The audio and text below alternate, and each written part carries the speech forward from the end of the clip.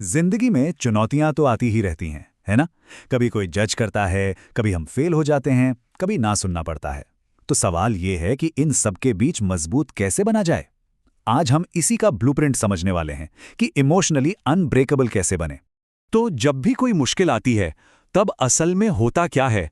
क्या हम टूट जाते हैं या फिर हम पहले से भी ज्यादा मजबूत होकर बाहर निकलते हैं? पता है, यही वो एक पल है जो हमारी आगे की कहानी तय करता है। चलिए इसी सवाल की गहराई में चलते हैं और मजबूत बनने का राज जानते हैं। सबसे पहले ये समझना होगा कि हमारी भावनाएं, हमारे इमोशंस आखिर काम कैसे करते हैं। ये कोई जादू या रहस्य नहीं है, बल्कि हमारे दिमाग के अंदर का एक बड़ा ही दिलचस्प साइंस है। इसे ऐसे समझिए, हमारी भावनाएं दिमाग का एक नेचुरल सर्वाइवल सिग्नल हैं, बिल्कुल एक अलार्म की तरह, जो हमें बताता है कि हमारे आसपास क्या हो रहा है। तो ये कोई कमजोरी नहीं हुई, ये तो हमारे अंदर छिपा एक सुपर पावर हुआ। जब भी कोई तेज भावना महसूस होती है तो दिमाग का एक छोटा सा हिस्सा है एमिगडाला, वो फौरन एक्टिव हो जाता है और वो तुरंत हमारे शरीर को एक इमरजेंसी सिग्नल भेजता है, जिससे दिल की धड़कन बढ़ जाती है, सांसें तेज हो जाती हैं। ये सब कुछ इतनी तेजी से होता है कि हमें एहसास तक नहीं होता। और अब इस पूरी बात का सबसे जरूरी हिस्सा आता है। असल में प्रॉब्लम इमोशन को महसूस करना नहीं है, नहीं, असली प्रॉब्लम है उस इमोशन पर हमारा अनकंट्रोल्ड रिएक्शन, जो हम पलक झपकते ही दे देते हैं। तो उस ऑटोमेटिक रिएक्शन को एक सोचे समझे शांत रिस्पॉन्स में कैसे बदला जाए? यहीं पर एक कमजोर और एक मजबूत दिमाग का असली फर्क सामने आता है। जरा यहां स्क्रीन पर देखिए। एक तरफ है कमजोर दिमाग, जो भावनाओं में बहकर तुरंत रिएक्ट करता है और फिर बाद में बस पछताता रहता है। लेकिन दूसरी तरफ एक मजबूत दिमाग है। वो पहले एक पल रुकता है, शांति से सिचुएशन को देखता है और फिर एक सोचा समझा जवाब देता है। और ये बात कितनी सही है। असली ताकत इमोशंस को दबाने में नहीं है, बिल्कुल नहीं।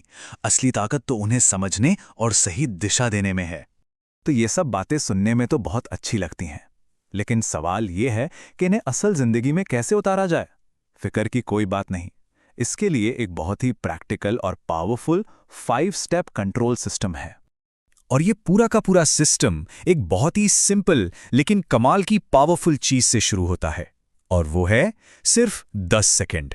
हाँ, बिल्कुल सही सुना आपने। सिर्फ 10 सेकंड का एक छोटा सा ब्रेक सब कुछ बदल सकता है। जानना चाहेंगे कैसे? चलिए इन स्टेप्स को एक एक करके समझते हैं। सबसे पहले 10 सेकंड रुकें, बस रुक जाएं। इससे दिमाग को ऑटो पायलट मोड से बाहर आने का मौका मिलता है। दूसरा, अपनी भावना को पहचानें और उसे एक नाम दें, जैसे अच्छा ये गुस्सा है। ऐसा करते ही उस पर कंट्रोल आ जाता है।